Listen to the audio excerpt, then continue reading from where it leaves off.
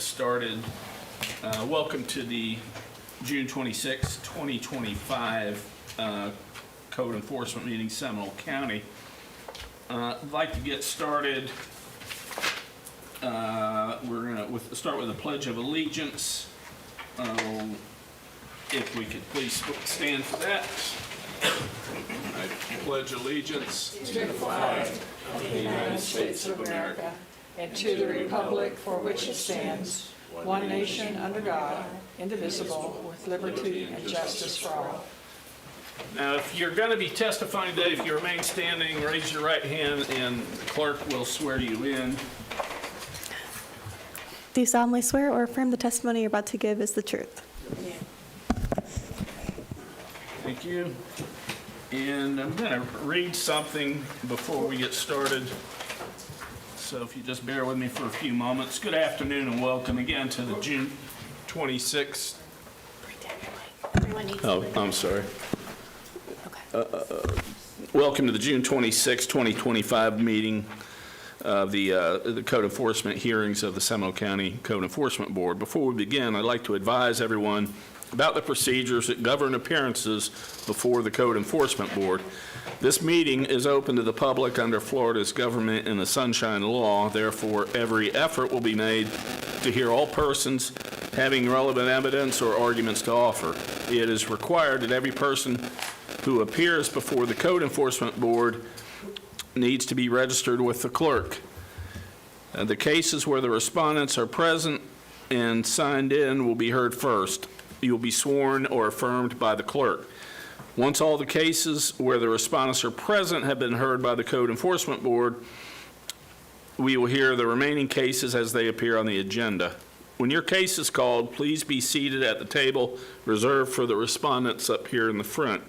The county will present their case, and then the respondents will be allowed to present their case. Additionally, please limit your comments to only the information related to this case. Each party may question witnesses offered on behalf of the other party. Additionally, staff members may question those appearing before the Code Enforcement Board. The board will then make their decision based upon the evidence and testimony as presented by both parties. All proceedings before the Code Enforcement Board are electronically recorded. Please speak directly into the microphone at the center of the table and state your name clearly before presenting your case. Should you need assistance due to a hearing impairment or a language barrier, please inform the clerk upon registration. All cell phones and other devices are to be turned off or silenced while inside the chambers. Thank you for your cooperation. Did we swear people in? Yes. Oh, okay. All right. So I would like to suggest that we revise the current agenda so that we could accompany the folks that are present today. That would be starting with item number 4. That's case number 25-15 CEB Betty W. Tanzer. And that's on page 4, followed by case number 25-29 CEB Jerry W. Cordet. That's on page 5. Both of those are lien cases. My recommendation, I would ask for a motion to revise it, beginning with those two cases, followed by the remaining cases. So moved. Second. Motion by Mr. Bates, second by Mr. Sinan to accept the changed agenda as described. All in favor say aye. Aye. Aye. Opposed?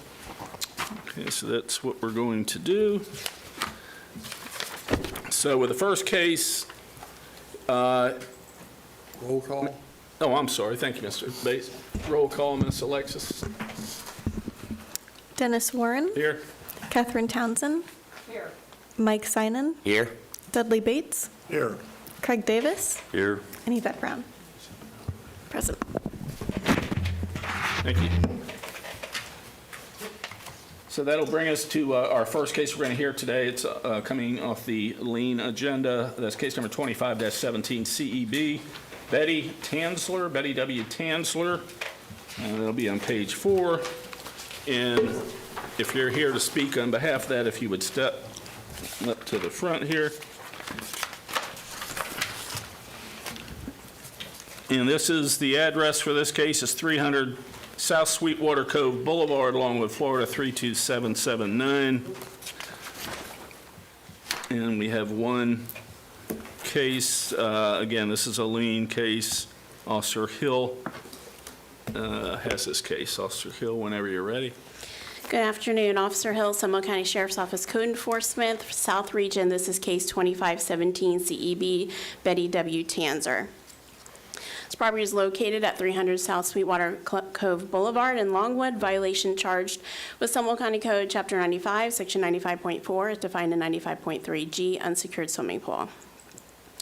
The initial inspection was conducted on October 29th, 2024, with a code board order date of May 11th, 2025, with follow-up inspections on May 14th and May 18th of 2025, and the unsecured pool violation no longer remains on the subject property.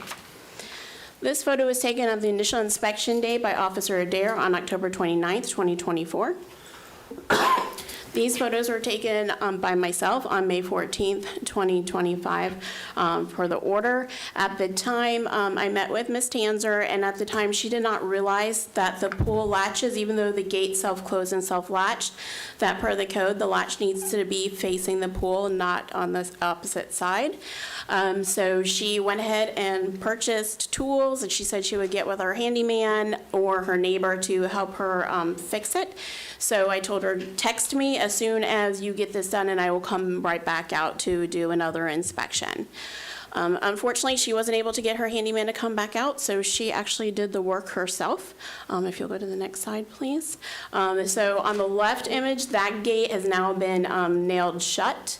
Wait, maybe not, that's not the, no, that's fine, Shannon. Okay, so these are self-closing, self-latching, and that photo on the left is showing the latch is now on the pool side, not facing the street. And that is the photo on the right is the photo facing the street. So that shows the latch is no longer facing the street anymore. And then she had nailed shut her other gate because you don't have to have two gates. So her pool is now secured. So based on the testimony and evidence presented in case 2517 CEB, is determined that the respondent, Betty W. Tanzer, is the owner of a record located at 300 Sweetwater Cove, in possession or control of the property, and was in violation of Seminole County Code, Chapter 95, Section 95.4, as defined in 95.3G. It is further recommended the Code Enforcement Board, based on the findings of fact, conclusions of law and order, the Code Enforcement Board issue an order constituting a lien in the amount of $700 for 7 days of noncompliance from May 12th through and including May 18th at $100 per day, and the fine shall accrue at $100 a day if the violation is repeated after today.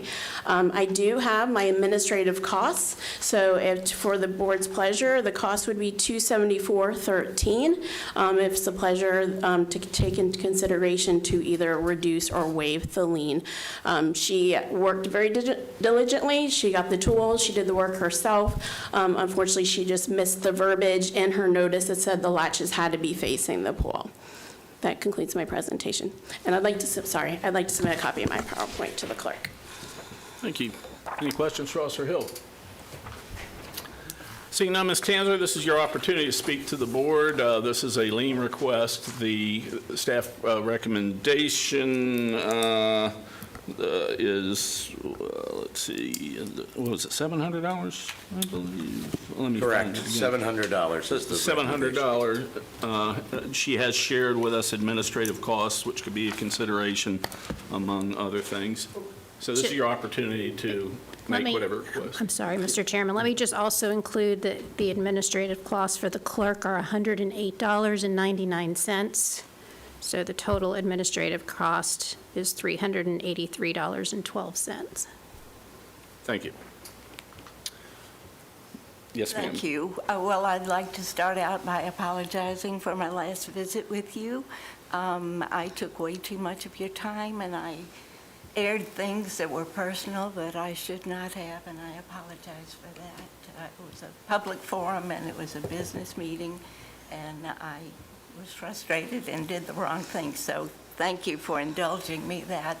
The other thing I'd like to say is thank you for Officer Hill. She is tough as nails, so I know that Seminole County is in good hands, but she's the most human person I've run across in a long time. she not only said, "You have to do this," but she said, she took the time to show me what was wrong and to tell me that I could do it. So I did it. I hired 2 people, one of whom didn't tell me the truth within the first 10 minutes of conversation, so I sent him away.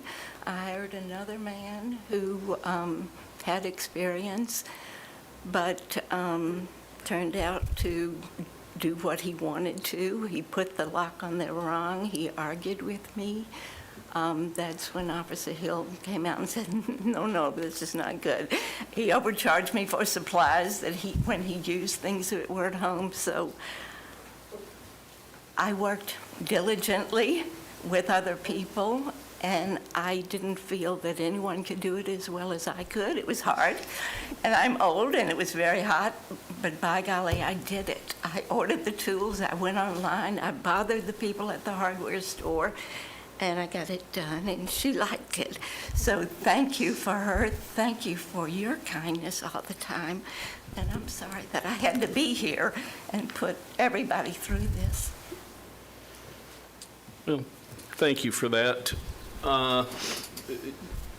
If anyone has any questions, because I'm going to make a motion, I normally don't do that whenever we're there, but does anybody have any questions for Ms. Tanzer? I have a statement I'd like to make. Sir. This woman worked very hard to fix her own problem, and if your motion has anything to do with dismissing this case entirely, I sure would be in favor of it. Thank you. Anything else? Yes, I'll make a motion. I want to make a few comments, too. And you have nothing to apologize for, Ms. Tanzer. And the stuff that you shared with us you're an amazing person yourself. Let me just put it that way. Thank you for everything you've done. I'm not going to go back and rehash everything you discussed previously, but it's noted, it's appreciated, and my motion is to deny the request for the lien, waive any fines that may have accumulated in regards to this case, and close it. Is it? I second that. Okay. Any more discussion? Mr. Bates? No? No. All in favor, say aye. Aye. Opposed? That's what we've done. Thank you. You're a gem. May I say one more Yes, ma'am. thing? Officer Hill said, "Are you going to stay here?" And I said, well, no, none of my family wants to come and disrupt their lives to come and be with me, and I can't handle this house by myself. So I'll probably go to Atlanta and live with my sister. But I've changed my mind.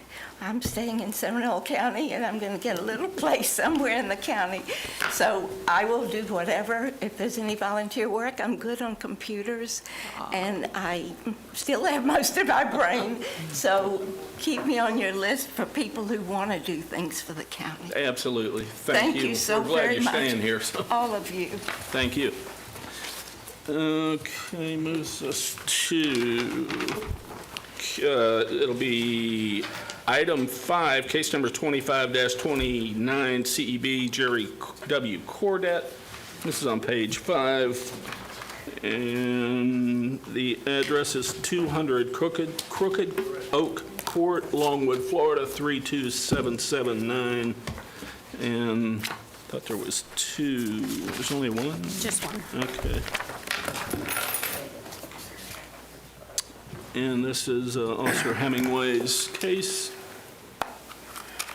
Whenever. Good afternoon, everybody.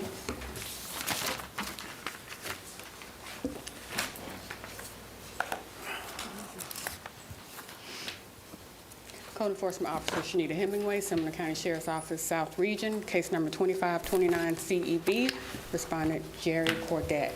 I'd like to present a copy as Exhibit 1. The address of the violation is 200 Crooked Oak Court, Longwood, Florida. The violation charge was an unsecured swimming pool. The inspection date was January 7, 2025. The order was May 1st, 2025. Follow-up inspections were May 5th, 2025 through June 18th, 2025.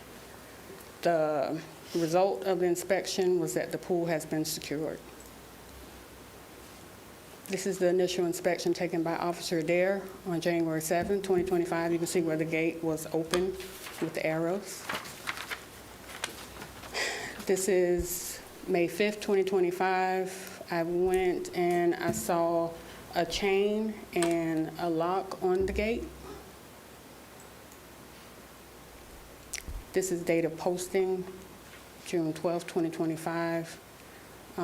You can see a latch bar there, but I wasn't sure if it was the same latch that was securing the gate. I can't tell if it has a latch, and I wasn't able to go onto the property at that time.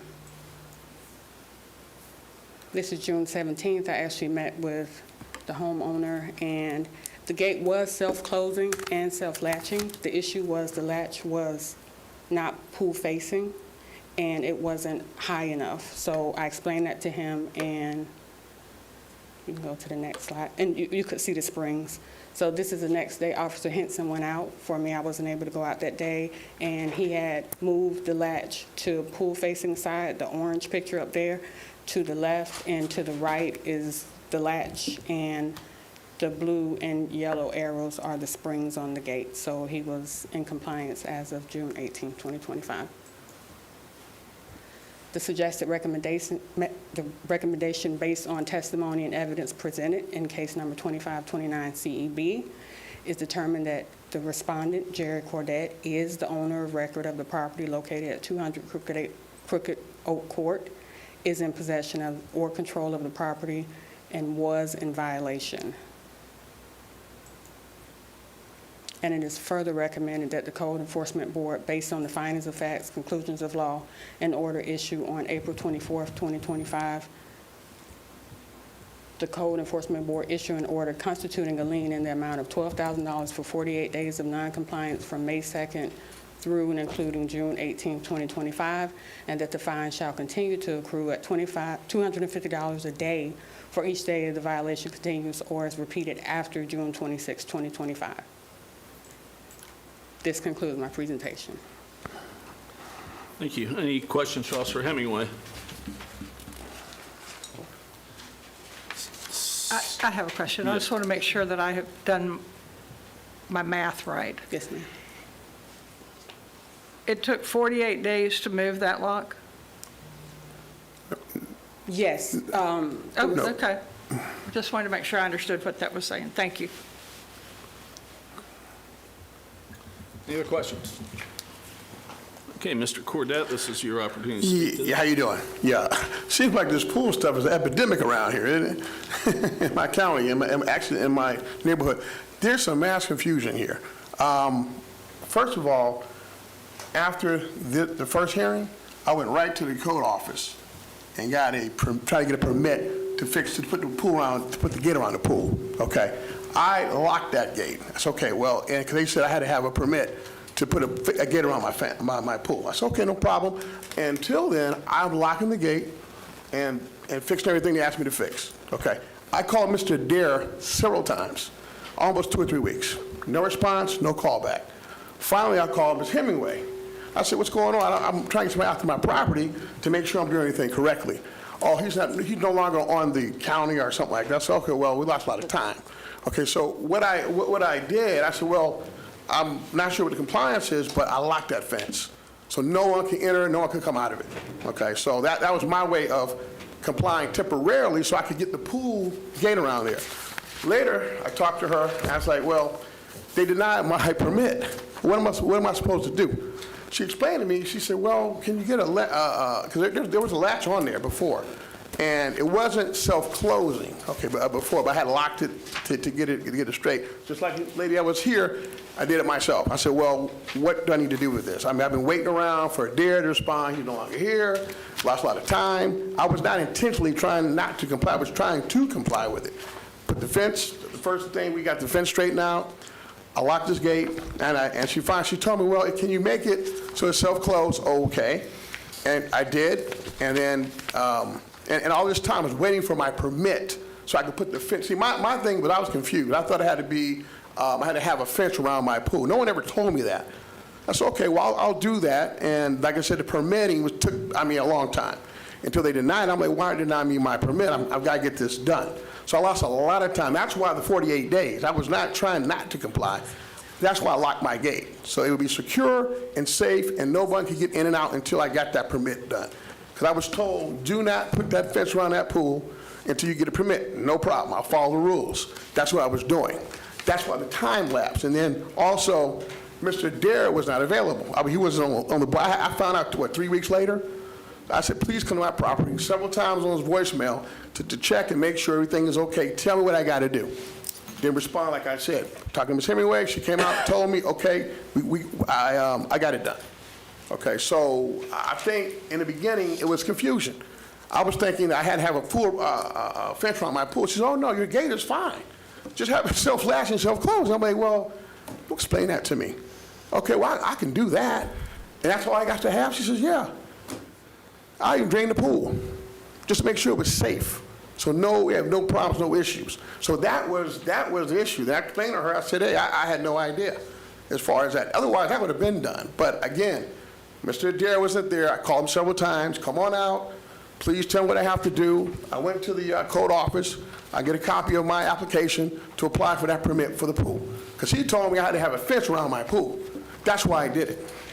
And I never really realized it could be self-closing and self-latching. I said, well, that's not an issue. I can do that. And like I said, I locked the gate up so that there would be no problems, anybody getting in and out of there until that permit was finished and I could put a fence around my pool. Which now I don't even have to have that because I fixed all my gates. So there was some mass confusion as far as that.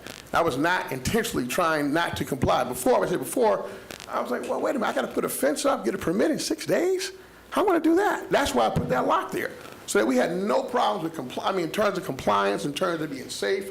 I made sure my gate was locked, was padlocked like she showed it. The day after the hearing, I locked everything up, secured the whole yard. So my thing was trying to get a permit to put a fence around, but they still have not cleared my permit for the pool fence. So that was the purpose of me locking that gate. So we had no issues. So in my mind, I'm going to comply, but let me try to get through all the county mumbo jumbo, so that once I get my permit, I'll put my fence up. And like I said, Adair was nowhere around, and I'm not sure when he left the code enforcement office. I'm not sure, but he didn't get back to me. Never got back to me. That was like 2 or 3 weeks. So that was part of the problem. Any questions for Mr. Cordet? I have a question for Ms. Hemingway. Can we go back to the slide where the locks are shown that he put on when I guess that would have been the visit on the 5th, which would have been 4 days. Can you explain why that is, that's still illegal? Community code requires a gate to be, Chapter 95 requires it's several things that you have to have a secure pool. It has to be a certain height.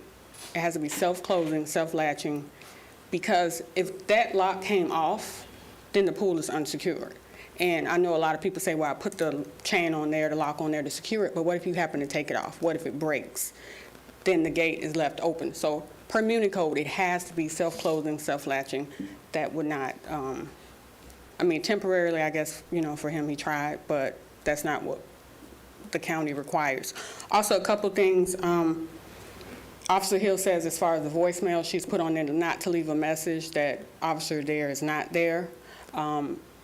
He mentioned him going to the code. He was going to the building department to get the permit.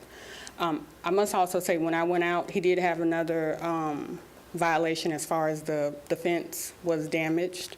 That was secure. So I think originally he was thinking, or Officer Dare told him to get the fence around the pool because his fence was damaged, so it wouldn't be enough to secure the pool. So once he did fix that, that's when I was telling him, as long as your gate is self-closing, self-latching, and meets the requirements, then your fence around your property would be considered enough to secure the pool. It doesn't have to be a separate pool gate or fence. And can I say something? That was a confusion right there. And I called Mr. Dare's cell number. Like when I called her on the cell, I know the main number, don't leave a message, but I had his cell, and I called that several times. That's how I got a hold of Ms. Hemingway. I called, I guess, a number, and she got back to me somehow. But like I said, Officer Adair's cell phone was turned in, so I'm not sure if you called the county number. I don't know if they, or the sheriff's office, and they direct you to me. His voicemail was on there. Like he was, I had no idea he wasn't even available. Okay. His voicemail Okay. came on. Okay, do you have anything else to add? Because we're getting into a back and forth here. Okay. No, I was just making Yeah, I a point here. understand. I Okay. understand. Okay. Any other questions for either party? I'm going to go ahead and just read into the record the administrative cost, and just correct me if I'm incorrect. The administrative costs for the clerk are $118.74, and the administrative cost for the code enforcement officer is $247.87. Are those numbers correct? Yes? Yes. On the mic. So your total administrative costs are $366.61. So that's an option. It is in compliance, and that's certainly available to us. The recommendation is $12,000 for 48 days, but he is in compliance, and that's what the administrative costs are. Well, if anybody else wants to chime in, I'll let them first. But let me just say, that this person that we have before us made an effort to do what has been asked of him. When he came before us before, he had other violations. This wasn't his only violation, and that is now not before us. So I'd like to move in this case that we find him to be not complied and to reduce the amount to the administrative cost of both the clerk and the code enforcement officer, which would be a total of $366.61. I'll second that. So I might have misheard, so he's in compliance? He is in Okay, yeah, compliance 'cause I- currently. yeah, Yes. Okay. And this would be to approve the lien amount, however, reducing it to the To the 300 and, the total the amount would be $366.61 $366.61. to be paid by, I did not, I mean, no? if Oh, it's, I get you, okay. if it's a lien, then obviously he can either pay it or he's gonna have to pay it when he sells his home. I'll pay it. Okay, so the motion is to approve the lien, have a reduced in the amount for $366.61, period. Period. Is there a second on I that? second it. Yeah. Right. Okay, second by Mr. Davis. Any confusion, any discussion? All in favor, say aye. Aye. Opposed? Okay, motion passes, and that's what we've done. It's $366.61. Okay. Where do I pay that? She will tell you, Officer Okay. Hemingway will tell you. All right. Thank you. Appreciate your time. Thank you. And that will bring us to item number... Mr. Chairman, can I make a recommendation? I don't see anyone else in chambers. You have 3 items left under your lien request. Could you perhaps consider those Consent. as a consent item, just by listing all Yep. 3 items into the record and having the board vote on them at one time? Thank you. First one is on page 3, which is item number 3. Okay, I'm going to read these, if it's fine with you all, that's what we're going to do. But the first one in the group is item 3, case number 25-11, CEB Victoria Gomez, 3407 Holiday Avenue, Apopka, Florida, 32703. That's Ms. Henson's case, Officer Henson's case. On page 6, item 6, case number 25-30 CEB Vulcan Dami and Dami Marie Hallow, 936 Red Fox Road, Altamont Springs, Florida, 32714. That is Officer Hemingway's. And the sister case with that, case number 25-31 CEB, same respondents, same address. And if we can hear those 3 cases, 2 different respondents, we have that, I guess I would hear each officer. You can either hear testimony, or you can read the information on the agenda if it's accurate. Okay. You are accepting, you can go ahead and move on those 3 recommendations. I have a question for the code enforcement before we move forward on all 3 at the same time. For the officer, Yes. which one? Well, Henson first. And this is going to be item 3. It says the reinspection was March 26th. Do we have a more recent inspection than this? Yes, I went yesterday and re-inspected it. And this place is not in compliance? Correct. Thank you. I have exactly the same question Can we on... make it, why don't you go ahead and make a motion on that one if you're satisfied? Well, if I get the same answer, I can make a motion on all 3 at No, once. they need to be done separately. Go ahead and do it on this one first. Okay.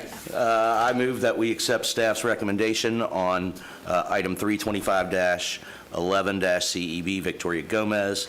That would be constituting a lien of $10,400 for 104 days of noncompliance, and for at $100 a day, that fine shall continue to accrue as long as the violation continues. Second. Thank you. Motion by Mr. Simon, second by Ms. Townsend, to accept staff's recommendation imposing a lien of $10,400 for the 104 days of noncompliance, and the fine still accruing at $100 per day until compliance is reached. All in favor of that, say aye. Aye. Opposed? Motion carries. Brings us to the next one, which is on page 6. It's item 6. It's case number 25-30 CEB Vulcan, Dami and Dami Marie Hallow, as I read before, 936 Red Fox Road, Altamont Springs, Florida.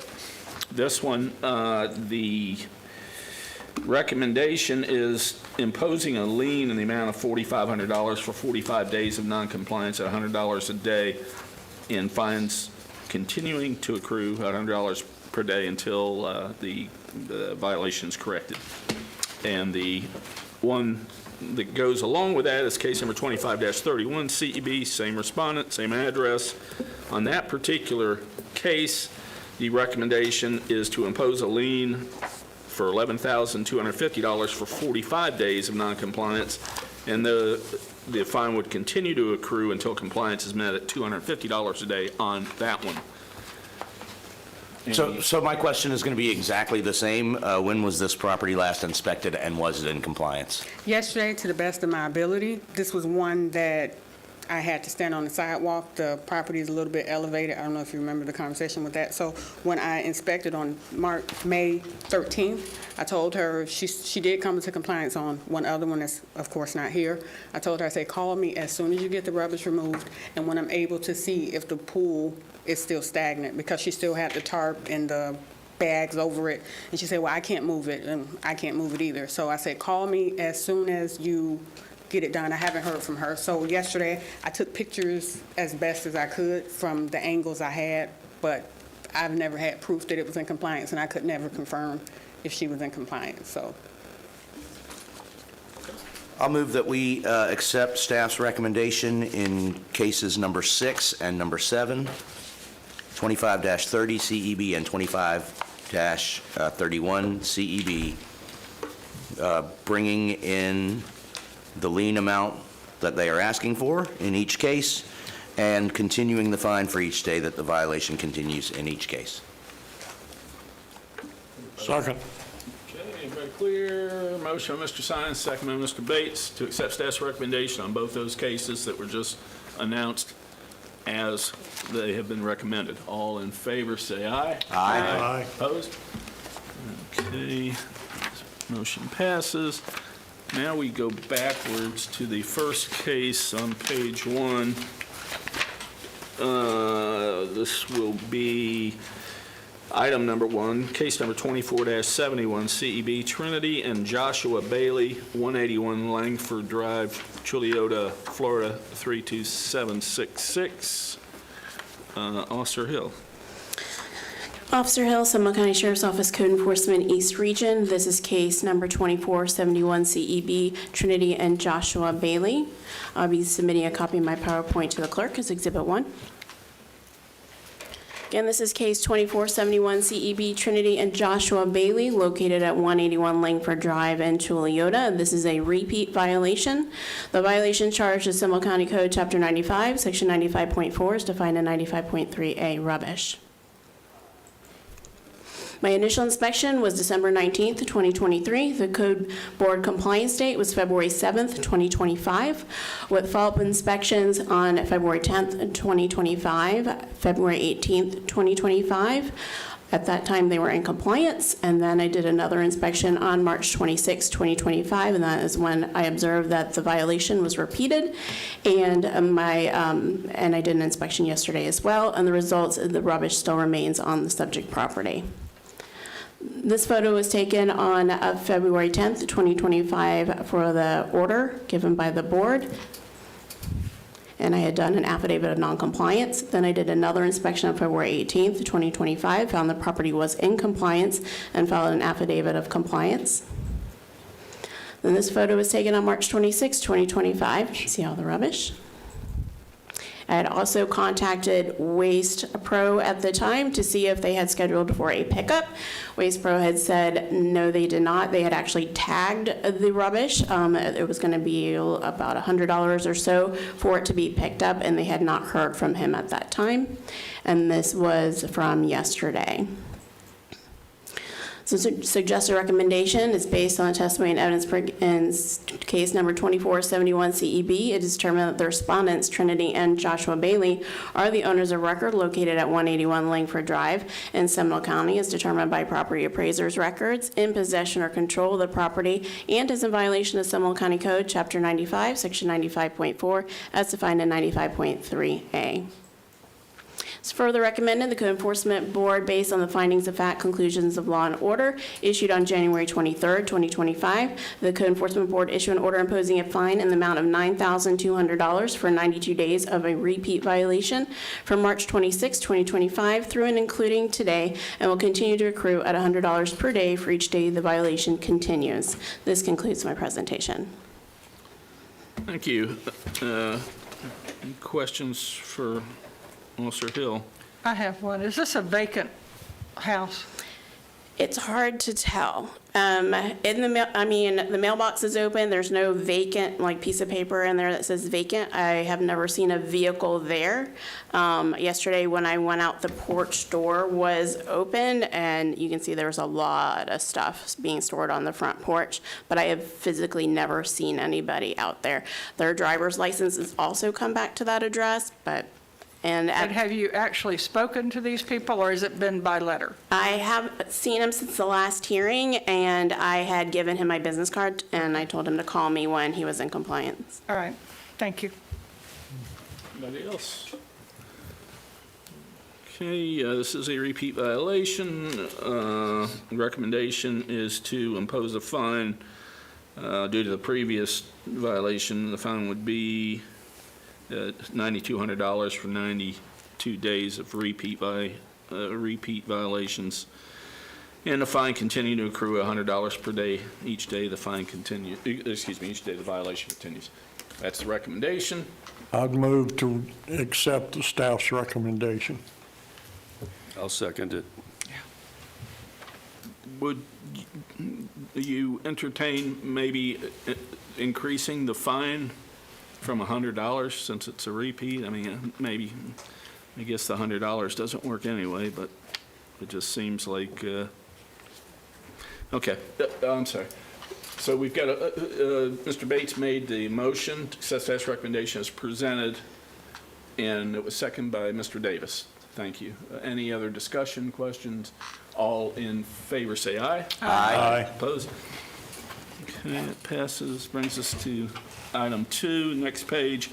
It's case number 25-38 CEB Lila D. Litter, 1302 Prestview Avenue, Altamont Springs, 32701. Officer Hemingway.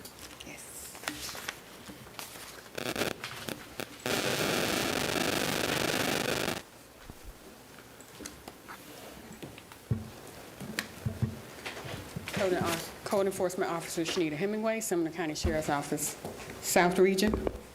Thank you. Case number 2538 CEB, respondent Leela Litter. I'd like to present a copy. Thank you. The violation address is 1302 Crestview Avenue, Altamont Springs. The violation charged is Seminole County Code Chapter 95, Section 95.4, as defined in 95.3A, rubbish. My initial inspection was February 7, 2025. I sent notices February 10, 2025, and March 6, 2025. The compliance dates were February 25, 2025, and March 21, 2025. The follow-up inspections were February 28th through yesterday.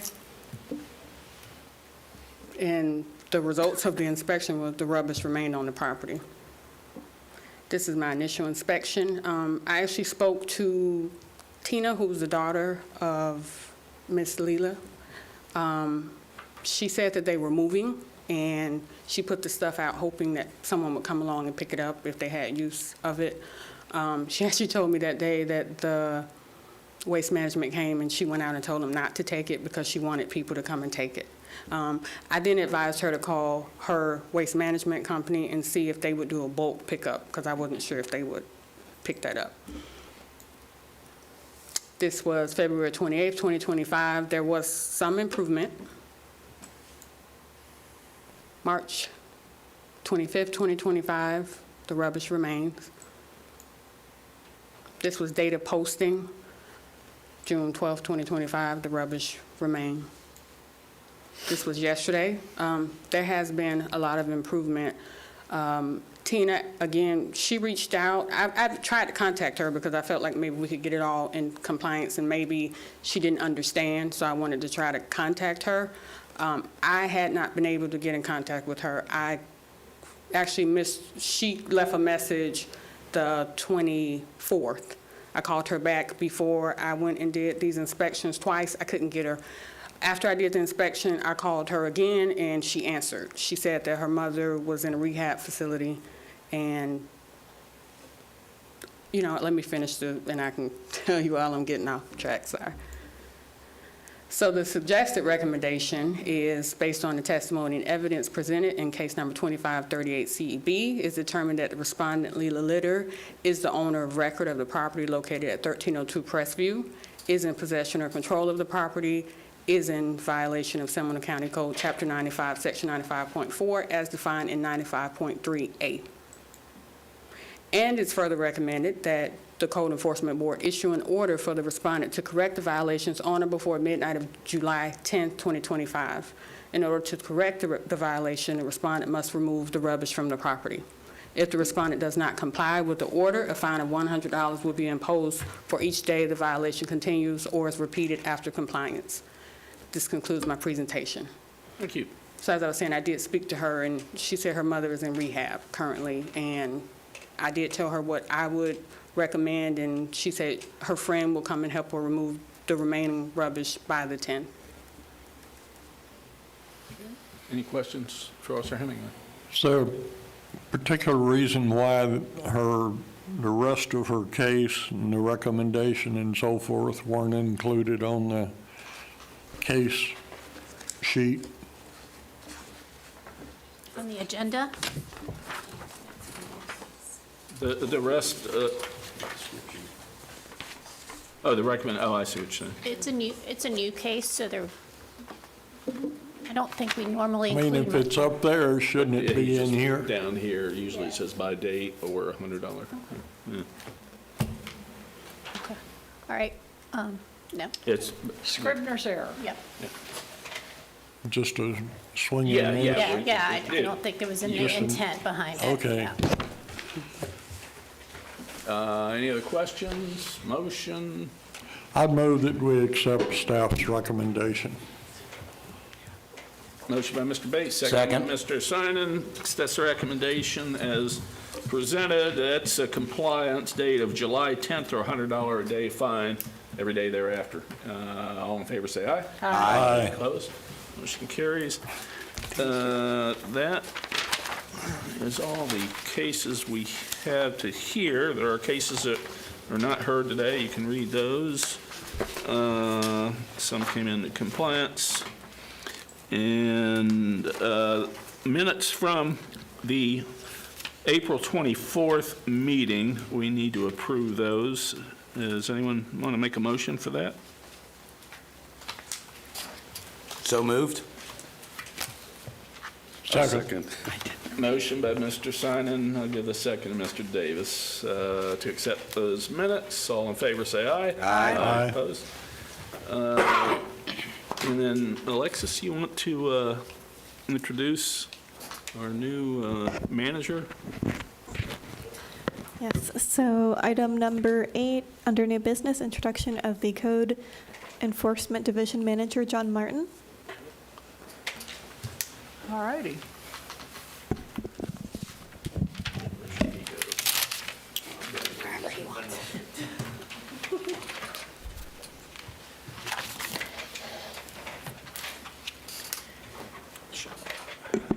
Good afternoon, Board. How are you? Good. It's an honor to be here with you today. My name is John Martin. As I mentioned earlier, I'm your new Code Enforcement Manager for the Board of County Commissioners. Effective October 1st, we will be in charge of the code enforcement processes within Seminole County. Thank Do you have you. any questions I can answer for Yeah, you? I'm curious about your background. Have you done this before, or just where are you from? Yeah, absolutely. This October, I turned 60, and I think the majority of my life, I've either been an Orlando police officer or an Orange County code enforcement inspector. I was a supervisor for the west side of Orange County for 13 years. I built a code enforcement agency in Mineola last year. I'm the president of the Florida Association of Code Enforcement, the agency that certifies officers throughout the state of Florida. I was the first vice president. Prior to that, I was the second vice president, and I wrote the education, certification materials, and testing materials for code enforcement officers across the state of Florida. I'm also the president of the Central Florida Code Enforcement Association. I am married 17 years to an incredible woman. I have one son, and I'm a deacon in my church, and I'm also an ordained minister. Busy fella. You got a lot going on. Yes, sir. Absolutely.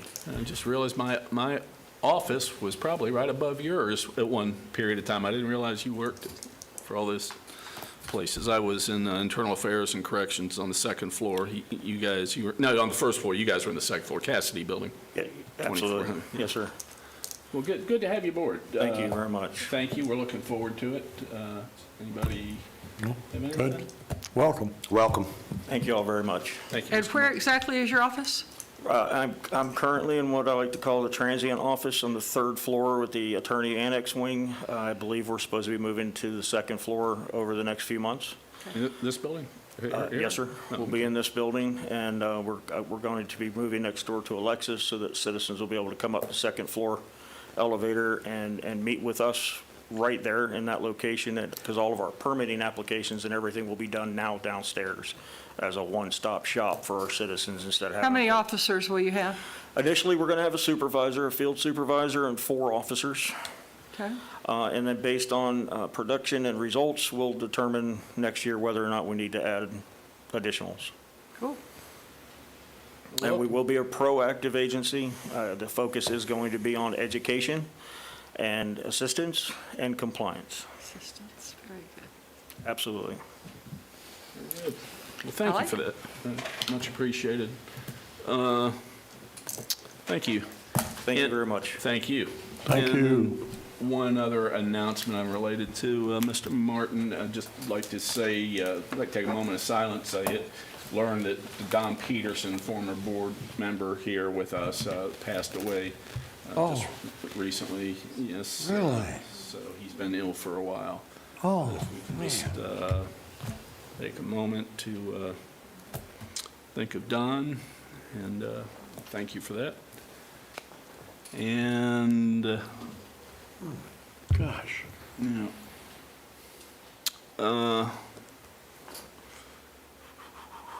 Alexis, if you find any, I don't know if there's anything coming up, if you could let us know too on that.